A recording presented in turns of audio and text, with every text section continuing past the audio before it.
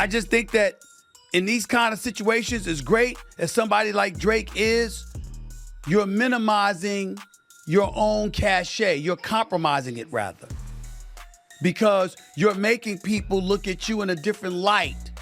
Because of how you're compelling people to react to you, because of how you've reacted to people just because of a song.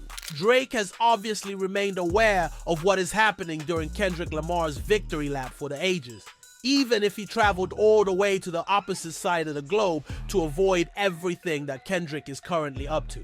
At the same time, Kendrick is merely increasing the excitement for the Super Bowl, and naturally is already receiving praise for his performance at the Grammys. Even though Drake planned a whole tour to give the impression that he's unconcerned and unaffected by Kendrick's actions, what we have seen makes this clearly untrue. Drake has made it apparent throughout his Anita Max Win tour that he is more resentful and angry about anything Kendrick Lamar is doing. Given all of the success Kendrick is currently experiencing and Drake's first time on stage and the microphone, Drake has demonstrated how depressed he is. If Kendrick's current run is a victory lap, then Drake is doing something akin to a loss lap. Before we delve deeper into Drake's self-inflicted humiliation during his first full-on performance since the beef that turned everything upside down, please make sure to like and subscribe.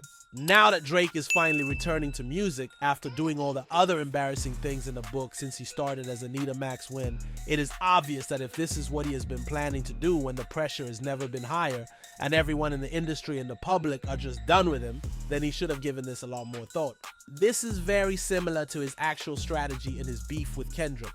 From the beginning to the end of Drake's performance, he demonstrated that despite his past run of success, in which he has destroyed his reputation more quickly than any other rapper has ever done, and following a tour similar to his previous It's All a Blur series, in which Drake used a number of cheesy gimmicks and antics during that run of shows. If you thought that antics like mocking Childish Gambino in a Jumbotron or some of the ridiculous floating props Drake used the previous time were enough, I have bad news for you. Because Drake's entire performance is going to remind you of one thing, regardless of how many horrible things this man does and how his decisions disregard the very foundation and essence upon which hip-hop was founded, it is getting harder to resist laughing at what Drake did on the first night of his tour. He simply did an excellent job of reminding everyone that he will always be Jimmy Brooks from Degrassi. Now, the reason I say this is because Drake tried to build up to this point with the way he framed and set up this tour, despite all the conversations that have been had, including the one we are having right now about how Drake's career is over and that he will never be the same because of the Kendrick beef and everything that has been brought on. Drake claims that his career is still intact despite everything else that has been said and even what the numbers are showing. He seems to have attempted to demonstrate that he has withstood every effort by the business to discredit him, regardless of what has transpired since the publication of Kendrick's Like That verse. Drake demonstrated this by donning a clothing that was ripped and punctured, obviously intended to give the impression that he had just returned from combat. To further illustrate how he left all of the conflicts with his career intact, Drake had smoke flowing out of his back in an attempt to produce a cool effect, in case you didn't think that information was sufficient. And for a lot of reasons, this is the most ridiculous way you could have attempted to officially return from the largest rap feud and the biggest L we have ever witnessed from an MC in history.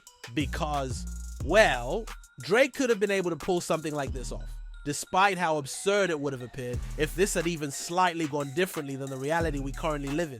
I mean, when you truly understand the scenario as it is, which naturally means that we all know and Drake knows deep down that he didn't survive anything. If you fled from all that transpired when things got too difficult, and then on top of fleeing, you submitted documentation detailing the entire back and forth, you can't go about with this kind of pride.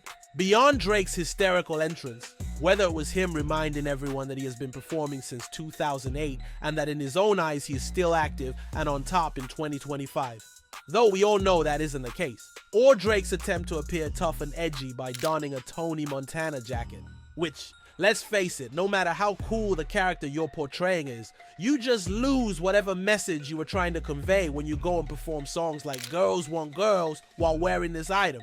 However, despite all the effort put into making Drake appear greater than ever, The only thing that came out of his performance was that he looked much more of a failure than before. Ultimately, regardless of how cheesy everything else Drake did was, if his performance was strong when he took the stage, he would leave this tour and this moment with the respect he once had. Drake has managed to maintain the same standard he has been upholding with everything else he has been doing recently, which is that every time he steps out, regardless of the occasion, the offerings he's giving us just get worse and worse. This is true even though he has performed over 30 songs, some of which are hits from when he was truly known for creating high-quality music. And I mean, you would think that at this stage of your career and following the beef, you would end up giving your most inspired and passionate performance ever. However, rather than rising to the occasion, Drake has further demonstrated why he will never attempt to play in a stadium or even at the Super Bowl, because he would actually put a large portion of the audience to sleep if he did, both near and far from the stage. This isn't an exaggeration, because Drake symbolizes the worst of live music with his performance, which even got worse from the previous time we saw him.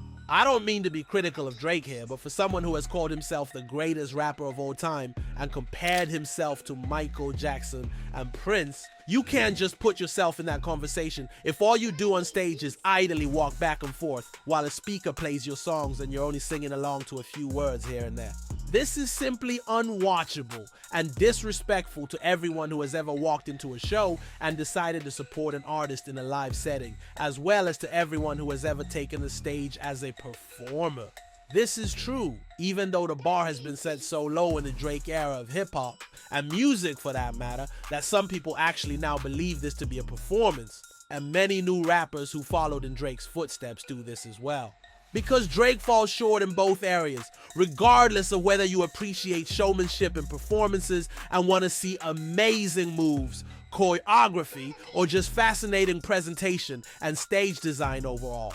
Or you value what it means to be an MC and want to see someone who calls themselves a rapper be able to bring what they do in the booth to a stage and simply have a strong connection to the crowd they're speaking to. In addition to being bad, he disrespects the art of MCing in general by rapping over pre-recorded vocals. Other rappers and high-profile performers such as Tyler, The Creator, and J. Cole have made it clear that this is the worst thing a rapper can do on stage because, in general, it simply undermines the foundational ideas of hip-hop, and more specifically, the art of being an MC. I mean, Drake doesn't look good on any of stuff, especially right now. As we all know, Tyler is set to embark on a tour and demonstrate what a live performance truly entails at the highest level in terms of both showmanship and emceeing. In addition, Kendrick will be performing at the Super Bowl. And like Tyler, he is a top-tier act in both of these categories. It's really confusing when Drake is performing songs that are meant to be his biggest hits, walking up and down a stage with simple effects and never bursting into moments where there is any real sort of energy or command over the audience. It truly makes you wonder if Drake is simply a lousy performer, if he doesn't give a damn, or if, as I believe, it's a combination of the two. I'm not sure how you'll manage to do that, especially at a time when it's more vital than ever to get anything you can back. Just try to make a small impression on people by putting in a little effort when you're on stage. However, Drake has demonstrated on his recent tour that he is not at all over what has transpired, whether it is from LeBron, whom he is omitting from his rhymes, or Kendrick and all the success he is witnessing. And this new tour shows us that Drake is now just standing right within the failure he has created and is now only using this to further define his name, rather than doing what great artists do, which is to find ways to express this through your craft and create something stronger because of what you faced. Beyond escaping Kendrick, the goal of this tour was to help build buzz around Drake's name in the industry so that he can regain his label and get what he wants from them. This is where we are now. And again, it's not just Kendrick, but a lot of other rappers who are about to demonstrate what it means to perform at the highest level. All of this isn't helping at all, and if anything, Drake will only serve to highlight the shortcomings of his shows.